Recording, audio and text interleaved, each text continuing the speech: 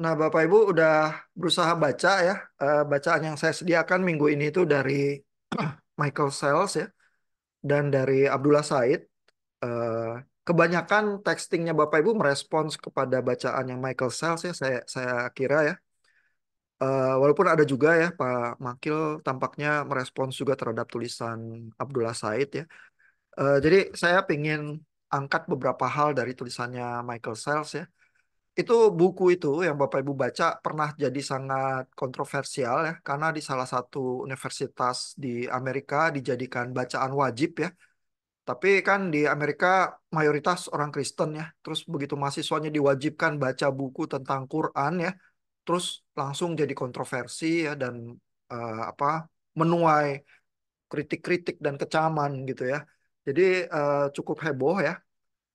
Dan apalagi kan Amerika punya sejarah-sejarah sulit ya seperti 9/11 dan lain sebagainya ya sehingga perasaan-perasaan terhadap Muslim di Amerika itu bisa cukup sulit juga begitu ya ada prejudis ada macam-macam hal ya.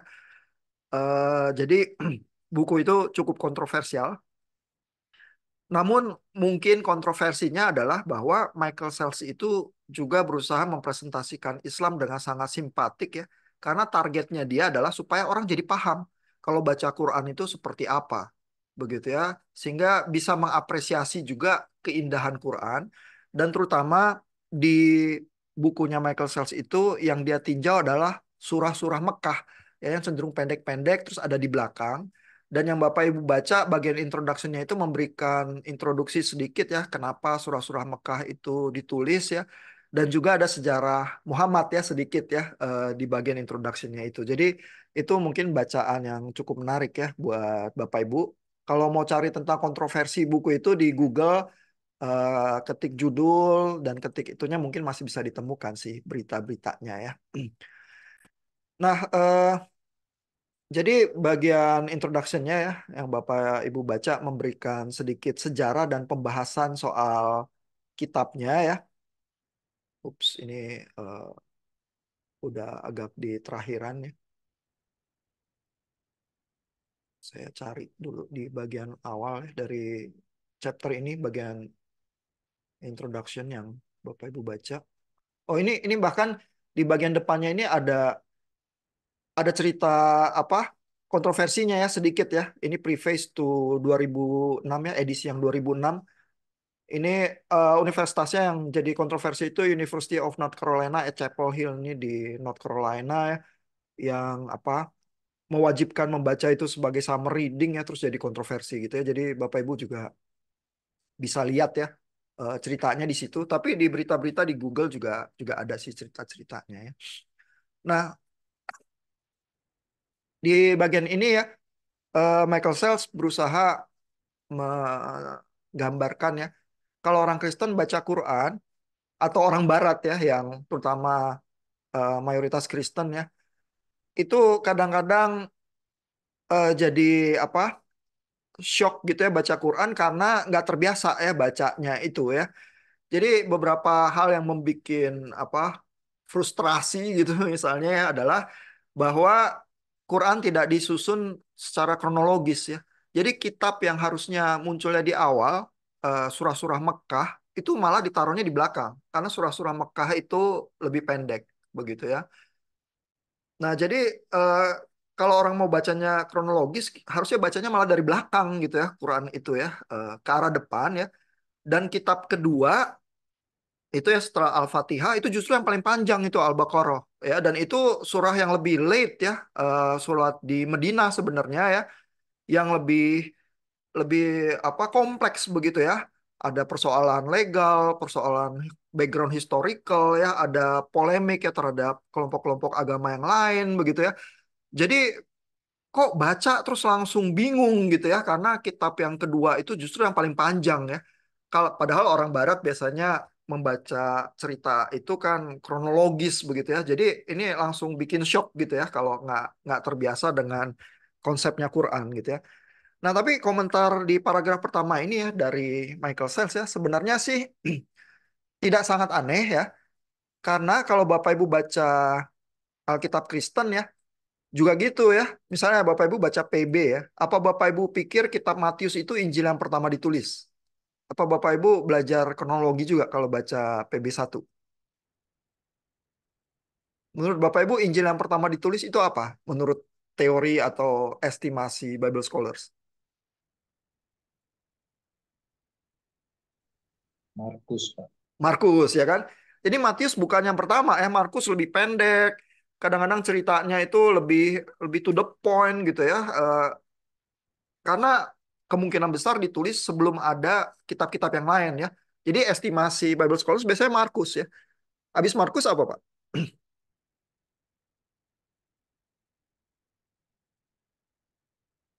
Biasanya estimasi orang yang terakhir Yohanes ya, karena Yohanes lain sendiri ya. Jadi biasanya tuh kalau berusaha diestimasi urutannya adalah Markus, terus Matius, terus Lukas, terus Yohanes gitu. Sebenarnya secara kronologis ya. Kalau surat-surat Paulus, Pak, Bapak Ibu, kalau belajar PB 2A ya, apakah yang ditulis pertama itu kitab Roma? Enggak juga, enggak juga. Jadi kalau secara kronologis pernah didiskusikan di kelas PB kitab apa yang diestimasi lebih awal daripada surat Roma gitu misalnya.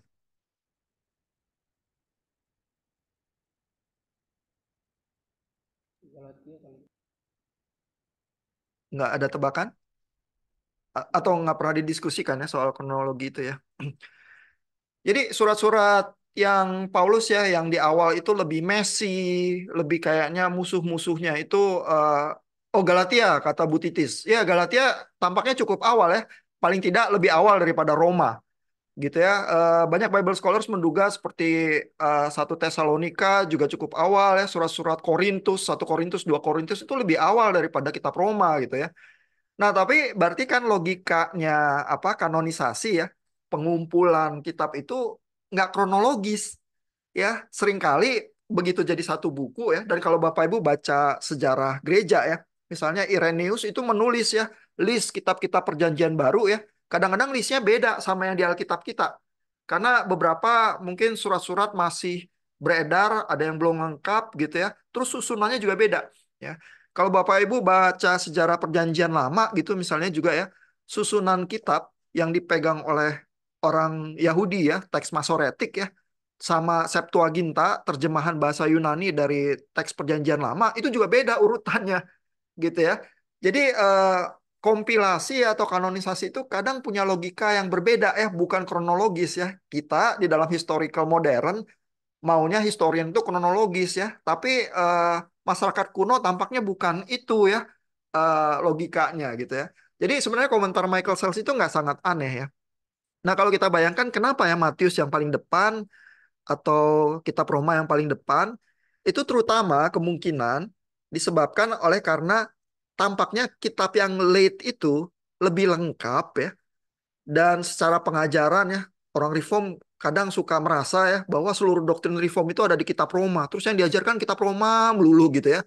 Padahal itu membuat diet kita juga jadi agak agak kurang sehat gitu ya karena harusnya seluruh Alkitab sih menurut Calvin gitu ya. Jangan kitab Roma terus gitu ya, nanti kurus gitu ya. Kitab Yakobus baca juga gitu ya. Nah, tapi memang pada kenyataannya tampaknya kanonisasi itu menganggap bahwa kitab Roma itu kalau udah dibaca nanti lebih gampang paham kitab Galatia yang cenderung Messi, kitab Korintus gitu ya. Dan tampaknya kitab yang ditaruh paling depan itu dianggap lebih enak kalau untuk pengajaran. Ya makanya kitab Roma di antara surat-surat Paulus ditaruhnya paling depan, padahal chronologically bukan itu. Matius sebagai Injil juga gitu. Karena daripada taruh Markus yang di depan, yang kadang-kadang ceritanya lebih pendek, lebih to the point, dianggap lebih sulit dibaca gitu ya. Matius aja yang pengajarannya kayaknya lebih rapi, ada khotbah di bukit, ada doa Bapa kami yang tampaknya lebih tertata gitu ya. Jadi Matius ditaruh paling depan, nanti kalau udah baca Matius yang lain-lain lebih gampang ngerti gitu ya. Jadi Quran tampaknya logikanya juga begitu tuh. Kitab-kitab yang di Madinah ya, surah-surah yang di Madinah itu lebih kompleks, lebih lengkap dianggapnya ya, pergumulan komunitas Muslim yang sudah lebih lanjut begitu ya. Sehingga kitab yang paling panjang Al-Baqarah itu ditaruhnya di posisi kedua itu setelah Al-Fatihah. Terus makin ke belakang Itu disusun kitab-kitab Madinah yang makin lama makin pendek, terus surah-surah Mekah yang sangat-sangat pendek taruhnya di ujung paling belakang gitu. Tapi kalau kita mau memperoleh gambaran kronologis, bacanya dari belakang dulu ke depan, ya sehingga Michael Sells itu pilih kitab-kitab belakang dulu untuk dia diskusikan khusus di bukunya itu, ya.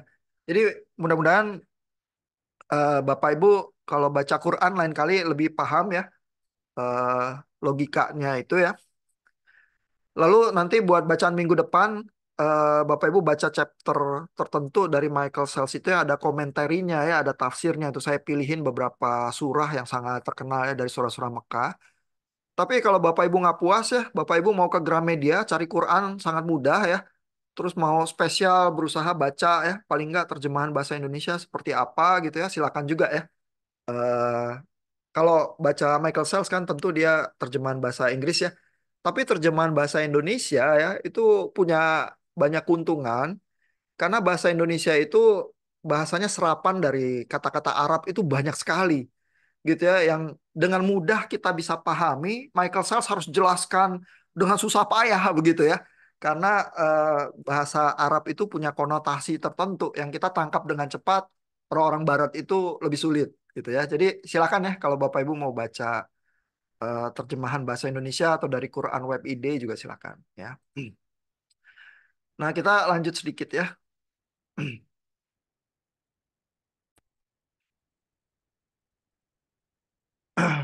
Nah, di bagian ini ada sedikit komentar ya tentang bahwa eh, kadang-kadang orang Barat itu ya, orang Eropa atau Amerika menyebut kaum Muslim itu sebagai Mohammedanism, begitu ya.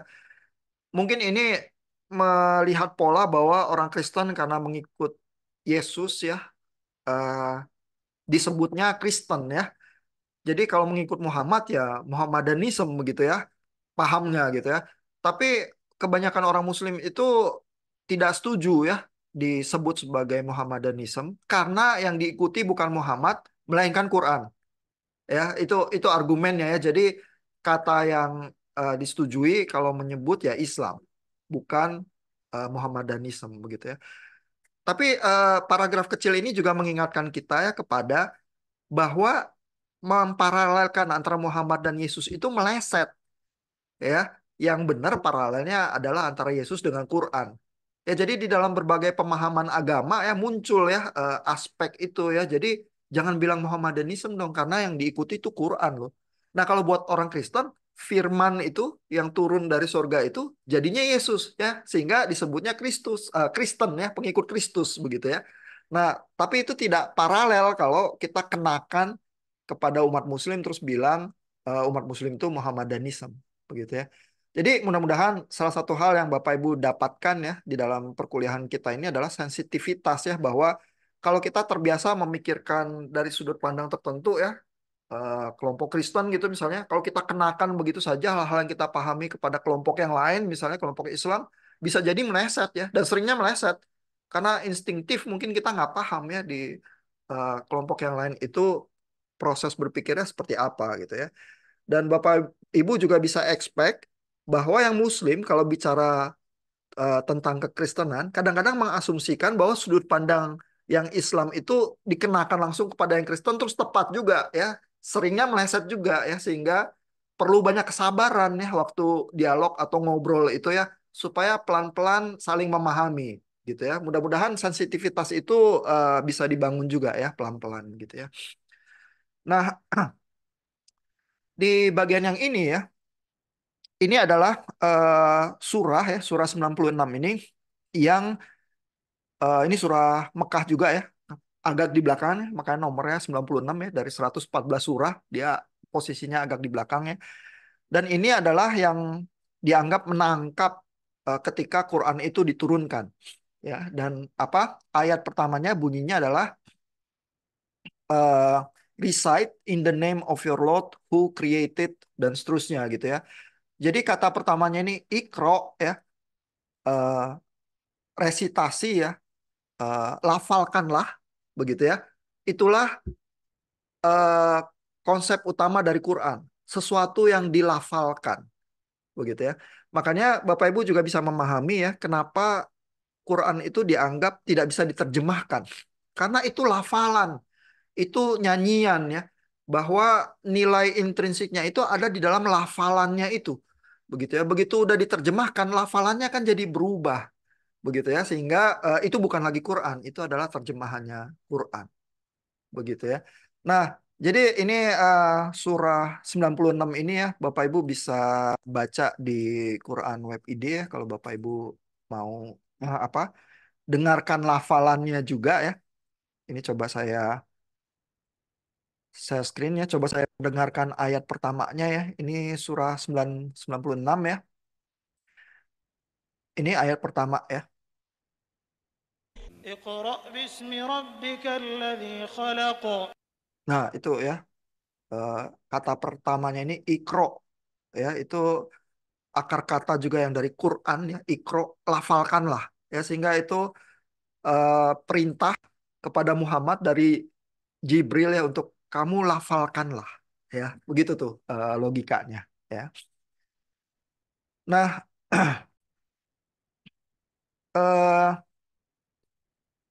di sini juga ada sejarah singkat ya yang cukup interesting ya, ditulis oleh Michael Sells bahwa di dalam jarak waktu sekian puluh tahun saja ya, hanya kurang dari 100 tahun ya, eh, konsep Islam ya dan Quran itu menjadi berkembang pesat ya dan menjadi bagian dari agama dunia ya, dengan cepat membentang dari Spanyol ya. Spanyol itu bagian yang di Eropa ya, sampai Afghanistan ya, dan bahkan sampai ke China. Ya, Bapak Ibu mungkin dalam pelajaran sejarah jarang lihat peta ya. Padahal itu sangat menakjubkan ya. Kalau Bapak Ibu lihat, saya pengen tunjukkan sedikit ya span-nya ya dan perbandingannya dengan zaman keemasan kekristenan ya. Ini peta modern dari Google Map aja ya.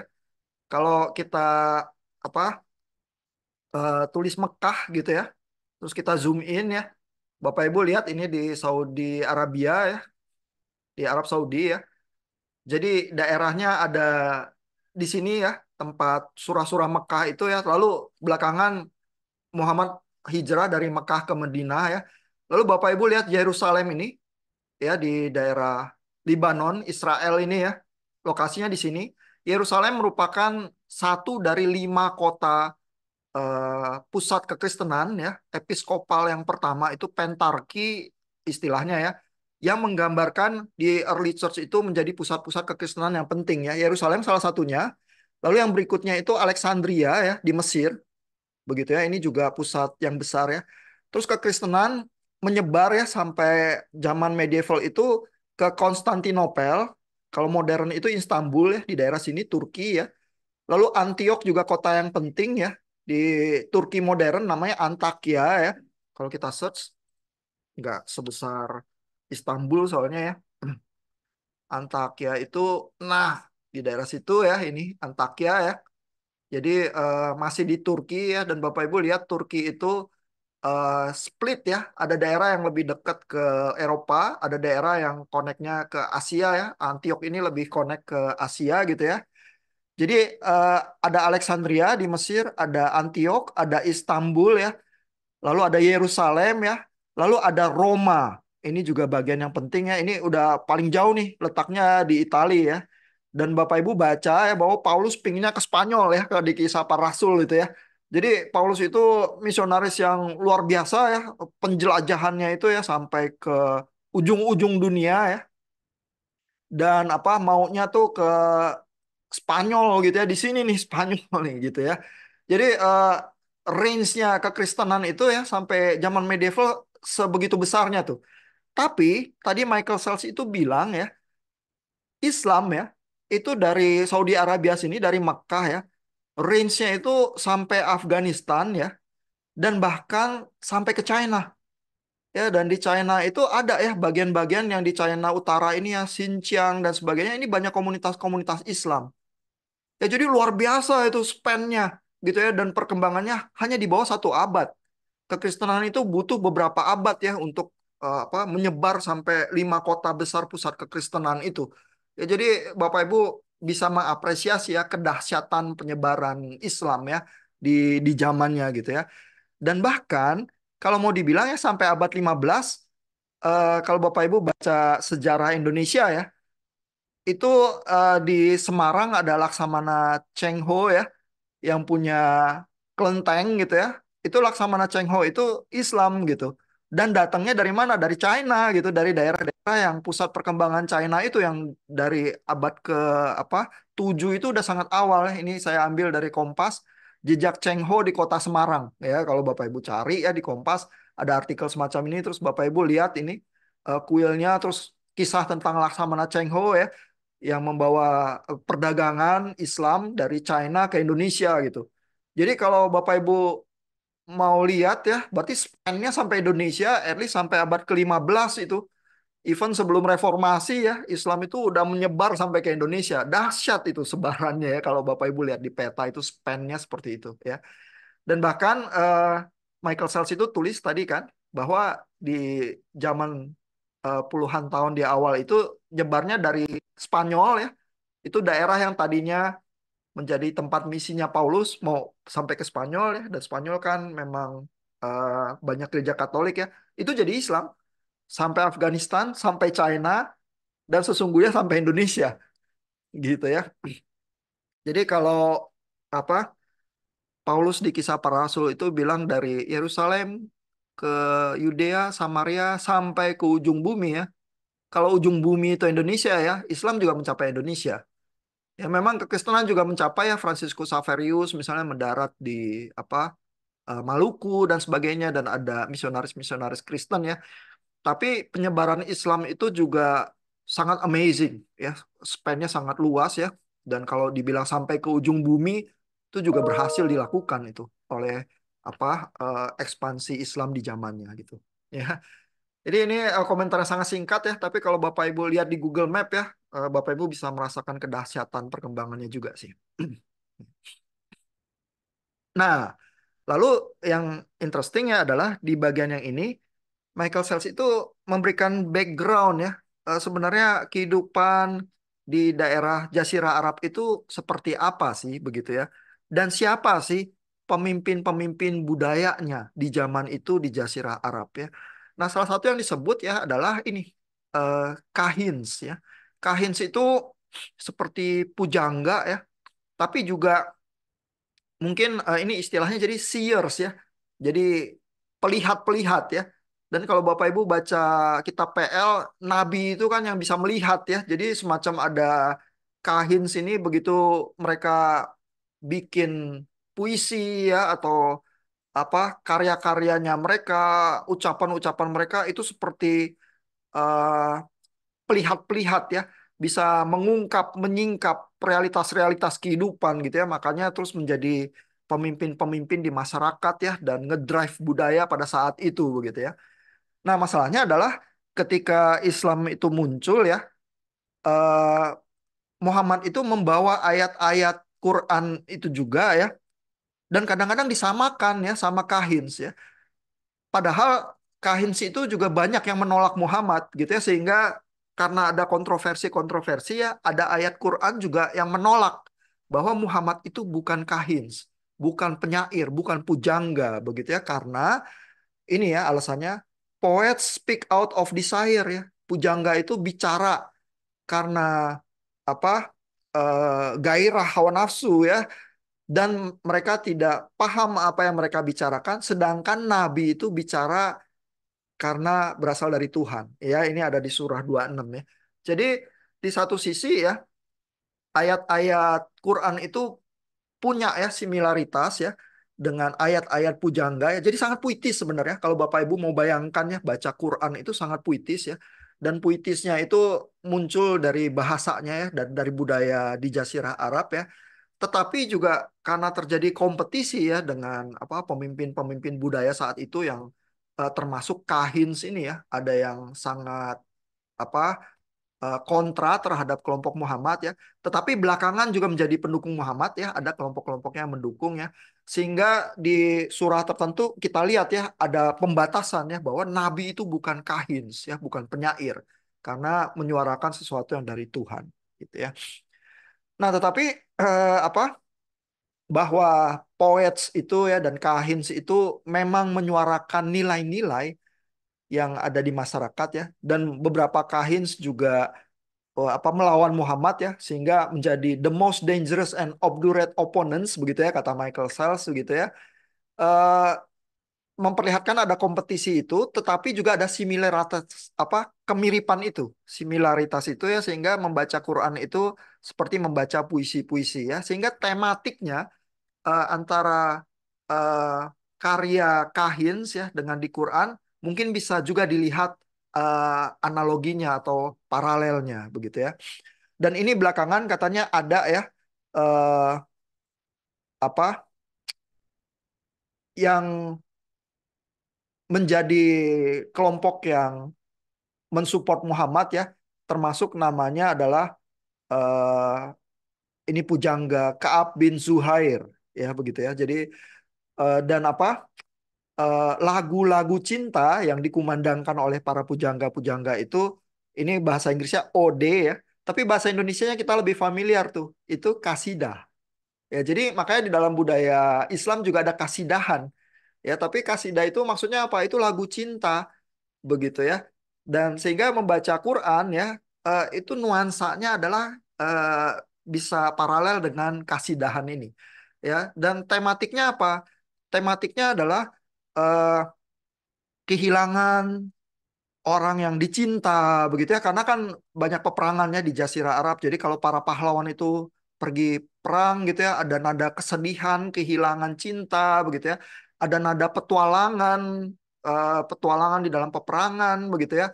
Tetapi juga ada boasting ini ya. Boasting ini adalah saat para pahlawan itu pulang bersatu lagi dengan yang dicintai ya, sehingga ini menjadi tema-tema utama dan menjadi struktur ya, apa banyak ayat-ayat Quran yang tampaknya juga mengambil pola tematik yang serupa begitu ya. Nah, jadi lain kali kalau Bapak Ibu baca surah-surah Mekah mungkin bisa coba menghayati ya, bisa nggak merasakan lagu cintanya itu gitu ya. Nah, tapi itu tadi ya, kritik Quran itu yang bilang bahwa Muhammad itu bukan pujangga ya seperti para kahin, itu benar juga ya, karena walaupun ada kemiripan ya, rupanya terjadi transformasi.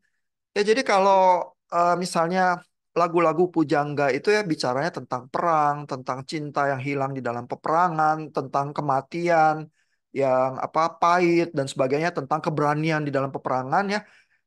Kalau di dalam Islam ya, maka tema-tema itu ada transformasi ya, sehingga eh, tadinya apa prime value-nya di dalam pujangga-pujangga eh, di Jazirah Arab adalah kepahlawanan yang generosity ya, kepahlawanan yang murah hati ya, seorang karim atau seorang hero ya, seorang pahlawan ya. Jadi kalau Bapak Ibu berkenalan dengan seseorang yang bernama Karim, itu adalah sang pahlawan gitu ya, artinya gitu ya. Dan banyak kali ya di dalam budaya yang menyerap budaya Arab itu ya, orang Indonesia juga banyak ya yang namanya Karim kali ya. Nah, itu sang pahlawan itu ya. Nah, seorang Karim itu punya ya eh, semangat keberanian itu ya, dan berani mengorbankan ontaknya begitu ya, sebagai simbol dari pengorbanan diri untuk kelompoknya dan untuk bangsanya ya, untuk sukunya begitu ya, dan bahkan membuat pesta yang generous untuk sukunya kalaupun harus memberikan seluruh kekayaannya begitu ya. Jadi ada nilai-nilai itu ya yang dipupuk di dalam masyarakatnya ya, yang muncul di dalam lagu-lagu cinta itu ya, dan secara personifikasi adalah oleh sang pahlawan itu, sang Karim itu begitu ya. Nah, tapi di dalam Islam ya, itu ada sesuatu yang tertransformasi begitu ya. Jadi memang masih ada ya nilai-nilai Bedouin itu ya, seperti mengingat cinta ya, generosity, hospitality ya, keberanian begitu ya, courage, valor begitu ya. Nah, tetapi nilai-nilai itu ditransformasi ya. Jadi mengingat cinta itu bukan bukan lagi terhadap sang kekasih ya, atau eh, putus cinta karena perang dan lain sebagainya, tetapi mengingat cinta itu diarahkan kepada Tuhan, begitu ya. Jadi kecintaan, mengingat itu, zikir itu kepada yang dicintai itu Tuhan, begitu ya. Lalu kalau ada journey ya, ada quest, ada keberanian menempuh padang pasir dalam peperangan ya, itu menjadi moral and spiritual journey gitu ya. Jadi ada transformasi di dalam ayat-ayat Quran itu. Ini adalah kisah petualangan moral dan spiritual gitu ya, bukan peperangan seperti yang dihadapi di masyarakat Jazirah Arab lagi begitu ya. Dan apa? Karim itu the generous hero itu ya menjadi semacam model manusia yang excellence ya. Jadi dia bukan cuma sekedar kepala suku ya atau bahkan nabi ya, melainkan ya menjadi apa eh, semacam sosok ilahi yang maha rahim itu sendiri ya, yang sangat merciful begitu ya, sehingga ini kisah cinta ini adalah tentang Tuhan yang maha maha murah kepada manusia gitu ya. Jadi eh, dan di budaya Arab itu masyarakatnya kan terbiasa ya sama lagu kasidah, lagu cinta yang semacam itu, dan mendengar lagi ya di dalam ayat-ayat Quran itu ya, tapi ditransformasi arahnya adalah ke Tuhan ya dan kecintaan kepada Tuhan. Begitu ya. Jadi kalau Bapak Ibu mau menghayati surah-surah Mekah ya, dari background itu kita bisa lebih menangkap ya surah-surah Mekah itu nuansanya seperti apa gitu ya. Nah, mungkin segitu dulu kali ya. Mudah-mudahan bagian itu nanti kalau Bapak Ibu nubruk baca surahnya memberikan sedikit gambaran ya. Ada pertanyaan atau komentar nggak Bapak Ibu?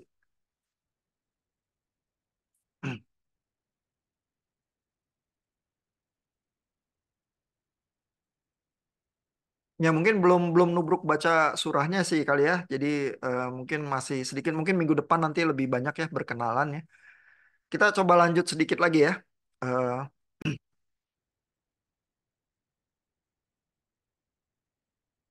nah ini kembali di dalam paragraf yang ini ya. eh, Culture shocknya orang Barat ya kalau baca Quran, karena kayaknya kok nggak ada awal yang jelas, pertengahan dan akhir. Tematiknya itu bergeser dengan sangat cepat begitu ya, terus nggak kronologis itu tadi ya. Walaupun itu bukan hal yang sangat mengherankan ya. Nah, tetapi bagaimana sih umat Muslim itu bersentuhan ya dengan Quran ya? Biasanya prosesnya adalah di sekolah-sekolah ya, eh, apalagi kalau di Indonesia pesantren ya, anak-anak itu belajar melafalkan, ya melagukan sebenarnya kalau itu adalah kita pahami sebagai lagu cinta ya. Jadi melagukan surah-surah dari Quran itu ya di sekolahan begitu ya. Jadi dan itu mulainya kalau mau buat anak-anak yang dilagukannya pendek ya, berarti dari surah-surah Mekah memang yang di belakang itu ya. Nah, Bapak Ibu mungkin bisa paralelnya ya, kalau komunitas Kristen ingin memahami itu ya, misalnya adalah Bapak Ibu coba ya disuruh menghafal Mazmur. Mazmur seperti rusa rindu sungaimu. Mazmur berapa itu? Bapak Ibu ada yang hafal? Nggak ada yang hafal ya, susah ya. Nggak tahu itu dari surah yang mana gitu ya, Mazmur yang mana itu Mazmur 42 gitu ya. Tapi kalau Bapak Ibu suruh nyanyiin langsung bisa. Ya lagu itu langsung ada di kepala kita gitu dengan sangat mudah gitu ya. Nah, itu bersentuhan dengan Quran juga gitu ya. Karena itu lagu-lagu cinta ya. Kita tuh menghafal karena lewat lagu-lagu itu yang sangat familiar gitu. Ya even kalau suruh baca hafalin Mazmur 42 yang nggak hafal-hafal gitu ya, terus hafal lupa lagi. Tapi coba nyanyikan ya lagu. Kan kalau di gereja langsung yang laki-laki seperti rusa gitu ya. Yang wanita berdoa gitu misalnya. Terus langsung lancar ya seperti rusa gitu ya, merindukan air, atau ada beberapa versi lah lagu itu gitu ya. Tapi dengan sangat mudah kita melakukan gitu ya. Karena lagu cinta itu ada di dalam kepala kita ya. Nah, jadi kadang-kadang ya kritiknya orang Kristen ya terhadap komunitas Islam adalah komunitas Islam tuh melakukan Quran gitu ya, melafalkan Quran, tapi nggak paham artinya ya. Nah, tetapi memang fungsinya dan beroperasinya berbeda ya dari Alkitab Kristen yang diterjemahkan ya, itu berfungsinya seperti lagu-lagu cinta itu gitu ya. Dan kadang-kadang kali anak-anak ya, walaupun nggak paham bener rusa apa gitu ya, dan bagaimana rusa merindukan air, tapi dia diajarin lagu itu terus dia nyanyi. Nggak apa-apa gitu ya. Nanti kalau udah gede dia baca Mazmur terus baru paham. Oh gitu ya, kalau merindukan Tuhan begitu misalnya ya. Nah tapi lagu cinta itu terpatri dari anak-anak gitu. Jadi kalau Bapak Ibu pengen merasakan paralelnya ya, gimana berfungsinya lagu cinta, orang Kristen bukan nggak paham sih. Ya, cuman mungkin beroperasi ya dengan cara yang sedikit berbeda gitu ya. Tapi kalau mau menghayati mungkin seperti itu gitu ya yang terjadi ya. Nah, dan Bapak Ibu juga bisa memahami ya. Jadi yang penting ya di dalam Quran itu makanya adalah semacam liriknya ya dan keindahannya itu ya yang buat komunitas Islam jadi tidak memungkinkan untuk diterjemahkan ya karena akan kehilangan lirik dan keindahan apa keindahan bunyi-bunyian aslinya yang dilafalkan gitu ya. Sehingga memang Quran itu ada ritme, ada sound pattern begitu ya. Kalau Bapak Ibu pernah mendengarkan Mazmur ya, dilafalkan dalam bahasa Ibrani gitu misalnya ya. Bapak Ibu mungkin juga akan bisa lebih menghayati ya apa keindahan Mazmur Daud itu yang begitu diterjemahkan kadang-kadang kehilangan ritmenya, kehilangan apa pengulangan bunyinya dan lain sebagainya. Sebenarnya sangat berkurang keindahannya gitu ya. Jadi kalau Bapak Ibu belajar bahasa Ibrani di STT ya, terus sekali-sekali minta Bu Inah bacain dong Mazmur yang ini dalam bahasa Ibrani gitu ya. Nah, nanti Bapak Ibu mendengarkan lagi tuh keindahannya. Dan itu yang dihayati oleh komunitas Islam di dalam pembacaan Quran gitu ya. Mudah-mudahan jadi terjemahan sih ada untungnya lah ya dari segi pemahaman ya. Tapi kita kehilangan sesuatu juga sih ya dan karena Bapak Ibu belajar di seminari ada kesempatan itu ya terjun ke dalam bahasa asli ya. Mudah-mudahan Bapak Ibu juga kalau ada berbagai kesempatan dan berusaha keras memahami bahasa asli bisa menghirup juga ya keindahan-keindahan ayat-ayat kitab suci itu juga di dalam bahasa aslinya gitu ya. Nah, tetapi juga kita jadi tidak bisa memandang rendah ya penghargaan yang sangat besar ya yang komunitas Islam itu tempatkan ke dalam bahasa aslinya ya. Karena kita juga bisa kok memahami hal-hal semacam itu gitu ya. eh Bagian mana lagi ya yang ingin saya coba tunjukkan ya. Mungkin kali apa bagian yang ada satu bagian yang langsung mencoba membahas surah tertentu ya. Nah, ini mungkin ya. Dan terutama surah-surah Mekah yang pendek itu ya, sangat ritmik ya, punya pengulangan-pengulangan kata ya yang eh, membuat itu jadi indah ya. Sehingga Michael Sells ini mengetengahkan konsep ini nih, ya bahwa sebenarnya kalau membaca Quran ya atau melafalkan ya, itu logikanya ada logika ini ya, sound vision. Ya jadi visi tapi lewat bunyi-bunyian. Ya sehingga makanya terjemahan itu akan kehilangan seluruh sound visionnya itu ya. Nah, salah satu ayat yang diketengahkan di sini adalah surah 89 ini Al-Fajr gitu ya. Ini coba saya tunjukkan ya di Quran Web ID ya. Dan ini kan sangat puitis ya. Kalau di sini diterjemahkan ke bahasa Inggris ya, by the dawn, by the night stand, by the odd and the even, by the night as it eases away, begitu ya. Jadi eh, munculnya fajar ya di apa digambarkan di dalam beberapa bait puisi ini begitu. Ya dan apa simply dimulai dengan by the dawn ya. Coba kita lihat terjemahan bahasa Indonesianya ya.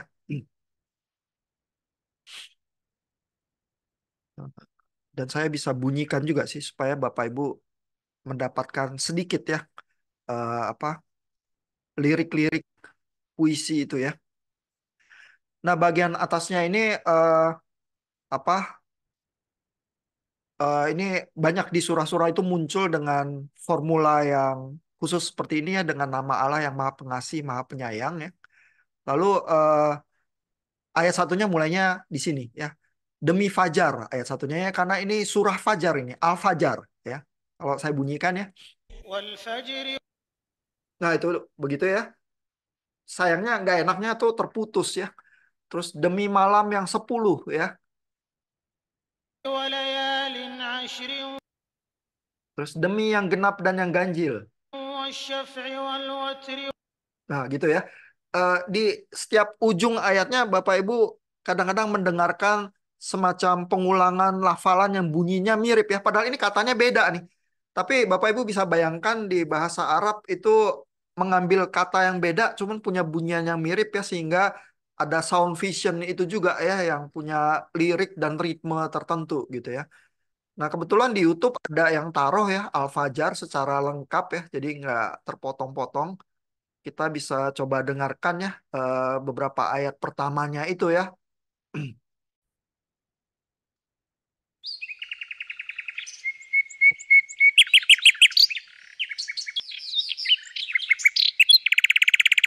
Nah, ini ada informasinya ya, surah Mekah gitu ya, surah nomor 89 gitu ya, sebelum surahnya dikumandangkan.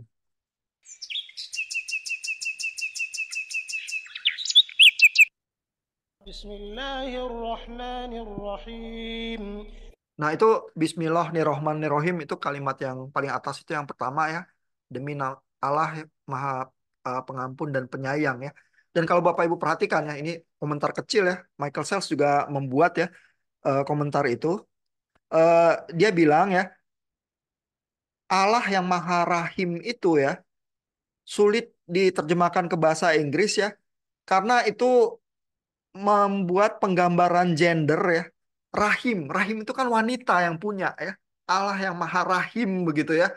Maksudnya apa ya? Apakah itu organ tubuh begitu ya? Tapi itu sebenarnya kalau di bahasa Indonesia kan tadi Maha Penyayang ya. Tapi penyayang yang sedemikian seperti seorang ibu ya, yang memberikan apa, kerahiman dan kemurahan kepada bayi gitu ya. Jadi ada apa, penggambaran yang sebenarnya sangat puitis di situ juga tuh.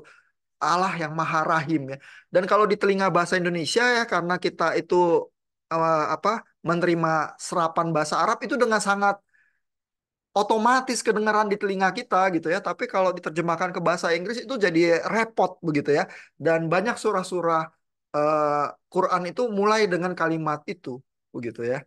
Nah, itu sedikit komentar ya, betapa kita cukup beruntung ya di bahasa Indonesia banyak serapan dari bahasa Arab begitu. Ini kita dengarkan Al-Fajr ya. والفجر وليال عشر والشفع والوتر والليل إذا يسر هل في ذلك قسم لذي حجر ألم تر كيف. Nah, itu ya. Itu beberapa ayat pertamanya ya.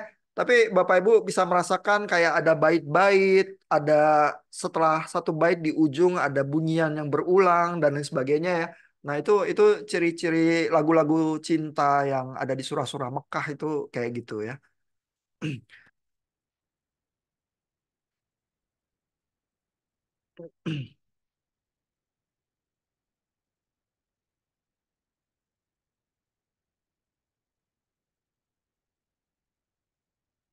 Nah, soal tema-tema ya, yang muncul itu misalnya ya tema kepahlawanan itu tadi ya, generosity itu banyak muncul ya di surah-surah Mekah begitu ya, karena sang pahlawan itu, sang Karim itu berani, rela berkorban dan apa, generous begitu ya.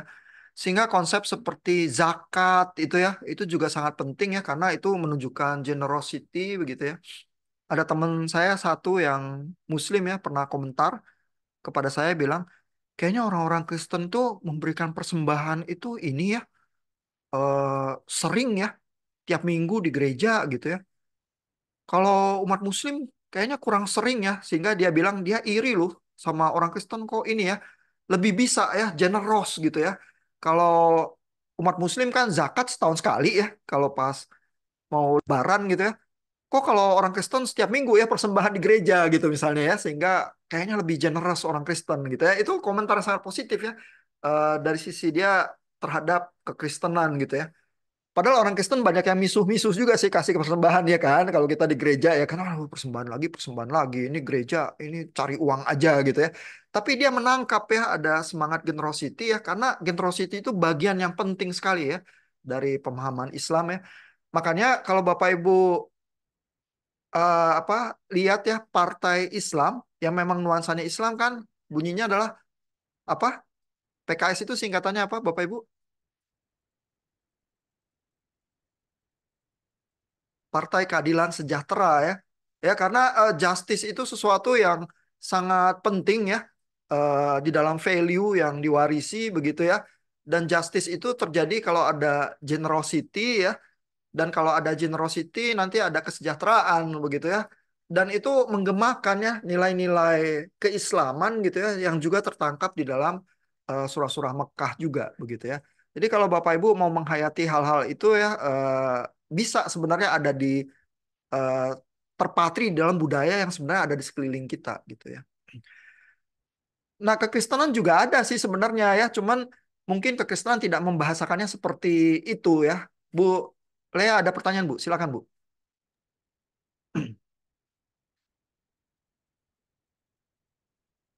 Ya, suaranya kok nggak kedengeran ya Bu ya?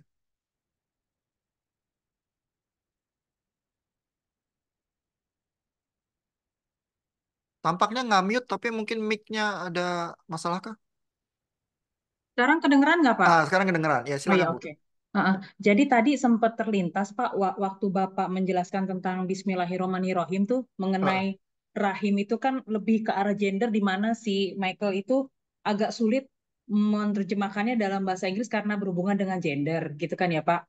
Eh, Tadi saya sempat terlintas aja, apakah kalau dalam yang kita pelajari juga oleh bapak-bapak gereja yang saya tahu Pak dari bapak-bapak Kapadokian itu eh, perihal begotten and unbegotten Pak, apakah itu bisa ke arah sana Pak untuk yang tadi Bismillahirrahmanirrahim itu Pak Eh, mengenai diperanakan dan tidak diperanakan gitu Pak? Iya, itu perdebatannya sangat spesifik Kristen ya, waktu di Oh, konsili-konsili itu karena itu perdebatannya kan eh, kalau begotten itu apakah lalu punya awal ya dan bagaimana dengan keilahian ya kalau ada awal kan berarti diciptakan begitu ya. Jadi itu sangat spesifik ya menyangkut kristologi gitu.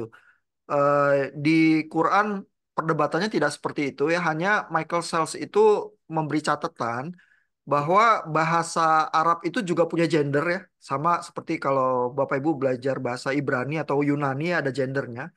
Tapi gender itu dipakai juga untuk melakukan penggambaran-penggambaran tertentu, begitu ya. Eh, karena nuansanya kan lagu-lagu cinta itu visi-visi dan simbolisme, begitu ya. Nah, gendernya itu dipakai untuk menguatkan justru visi-visi itu, begitu ya. Sehingga eh, terutama di apa Allah yang Maha Pengasih dan Penyayang itu ya Nir-Rahman, Nir-Rahim. Di situ muncul ya aspek gender tertentu karena kan yang laki-laki nggak punya rahim begitu ya di dalam pembahasaan itu gitu ya. Nah jadi gendernya dipakai dengan sangat purposeful dan spesifik punya tujuan tertentu menguatkan visi-visinya. Ya itu eh, salah satu karakteristik Quran begitu yang diangkat oleh Michael Sells gitu ya. Agak baik Pak. berbeda sih dengan yang di Iya, iya. apa perdebatan kekristenan Iya, ya. karena tadi sempat terlintas aja sih Pak. Saya pikir apa ada hubungannya seperti itu sih Pak. Iya, kalau kalau di Alkitab sendiri ya karena apa Alkitab Kristen memang dari awal terbiasa dengan terjemahan ya. Bahkan eh, kitab-kitab PL itu yang kadang-kadang sangat puitis juga itu kan beredarnya di zaman Yesus udah di dalam bentuk terjemahan bahasa Yunani ya, Septuaginta gitu ya. Sehingga kalau Paulus itu mengutip verbatim dari PL ya, seringnya dari Septuaginta, dari terjemahan Yunaninya daripada dari teks Masoretik Ibraninya langsung begitu ya. Nah, kadang-kadang gender itu kalau lewat translasi bahasa itu kan bisa berubah ya dan kadang nggak ada logikanya ya. Kalau Bapak Ibu belajar bahasa Jerman gitu misalnya ya, eh, matahari itu perempuan gitu, bulan itu laki-laki gendernya ya, eh, dan wortel itu perempuan gitu ya. Jadi kalau belajar bahasa Jerman itu terus di kelas nanya sama guru, kenapa ya wortel perempuan nggak ada logikanya gitu. Cuman gender itu bisa ya dipakai untuk melakukan aksentuasi hal-hal tertentu gitu ya. Nah, di dalam Quran itu begitu gitu. Tapi begitu Iya, diterjemahkan bisa pindah kan gendernya ya. Karena di bahasa yang lain kadang-kadang gendernya berubah gitu. ya. Sehingga Seperti bahasa Ibrani sih Pak, memang ada gendernya juga, ya kan? Seperti betul bumi, betul. tanah itu kan feminim gitu kan? Iya iya iya. Seperti itu. Iya, di Oh bahasa iya, Jerman juga feminin ya. Di bahasa Yunani saya agak lupa ya, mungkin netral ya. Tapi ya bisa ada perbedaan ya. Tapi ada hal-hal spesifik yang tampaknya ini lebih feminin daripada maskulin gitu ya. Cuman yang saya ingat di bahasa Jerman itu spesifik karena biasanya kita menganggap matahari itu lebih maskulin daripada bulan. Ini malah kebalik. Jadi kalau berusaha pakai logika untuk ngafal gender itu sering nggak jalan. Udah dihafal aja, diterima aja gitu. Karena nggak bisa dilogikain gitu. Ya. baik Pak. Oke, Terima kasih Bapak. thank you Bu Lea untuk pertanyaannya, interesting ya. Eh, Mudah-mudahan Bapak Ibu lebih semangat ya kalau belajar bahasa asli ya, karena ada aspek-aspek itu yang mau nggak mau kita harus belajar bahasa aslinya ya untuk bersentuhan dengan itu ya, dan terus juga tetap bersemangat walaupun nggak ada logikanya itu gender-gender itu gitu ya.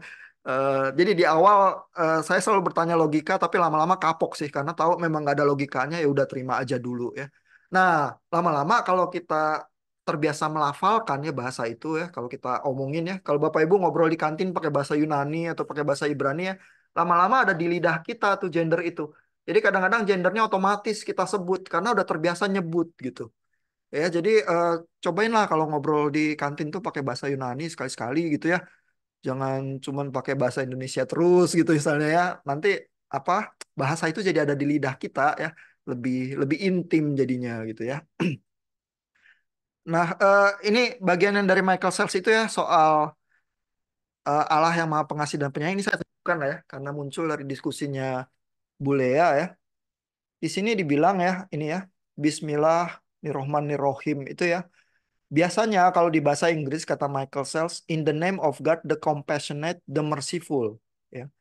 But traditional scholars have emphasized that the terms Rahman and Rohim are based upon Arabic etymology linked to the word for womb. Ya.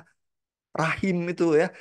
Jadi ini si Michael Sells harus susah payah bilang bahwa ini tuh berhubungan sama rahim. Kalau di telinga Indonesia kita langsung tahu itu rahim wanita.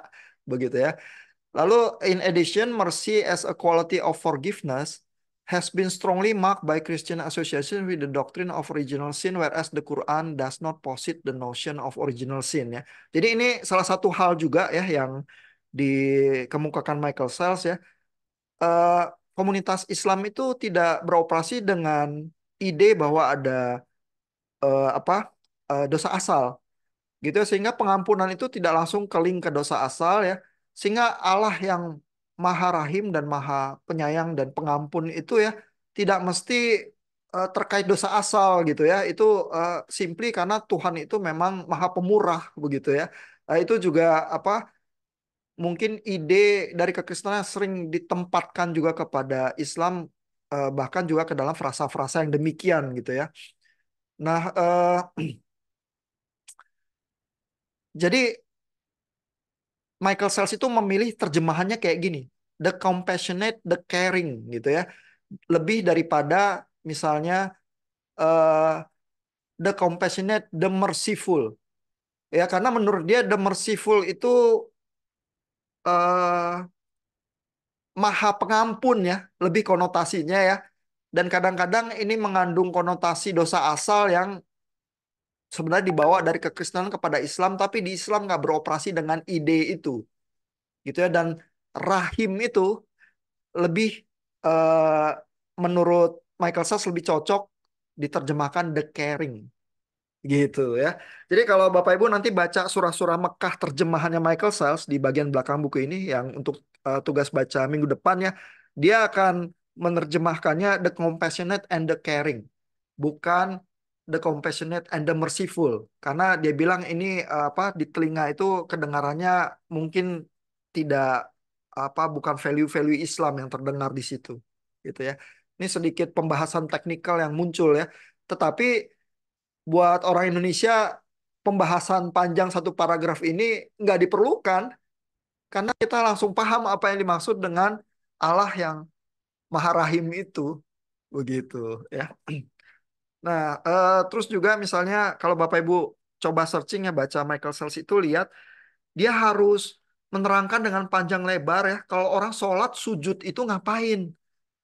Ya karena tuh bukan membungkuk begitu ya kayak orang Jepang menghormat kalau salam ketemu ya, tetapi sujud itu rebah sampai ke tanah seluruh badan itu ya.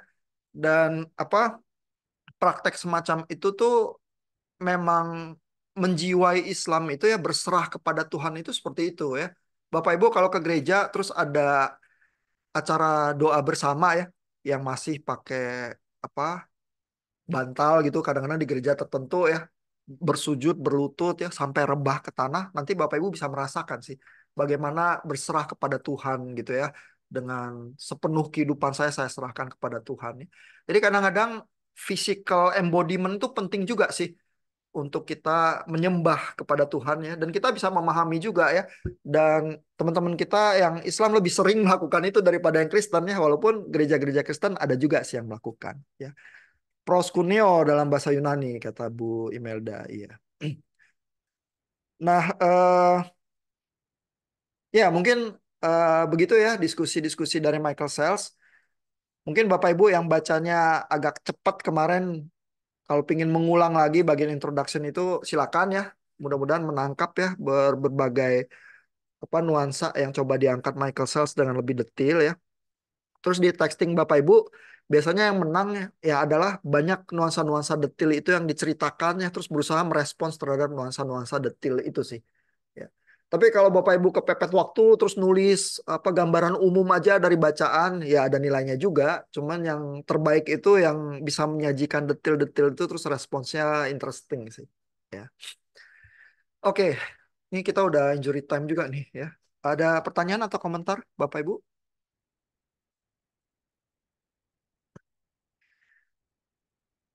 Kalau nggak ada kita sampai di sini ya. Nanti chapter-chapter eh, kalau Michael Sells tinggal Bapak Ibu lihat ya nanti chapter mana yang harus dibaca, surah-surah mana ya. Nanti saya posting lagi juga ke G-Class ya supaya lebih mudah ditemukan. Terus nanti kita ketemu lagi minggu depan. Nanti di grup WA saya tulis beberapa klaim yang interesting yang mungkin kita bisa mainkan di debat ya. Kalau jadwalnya datang kita coba lagi perdebatkan dan simulasi lagi dialognya ya.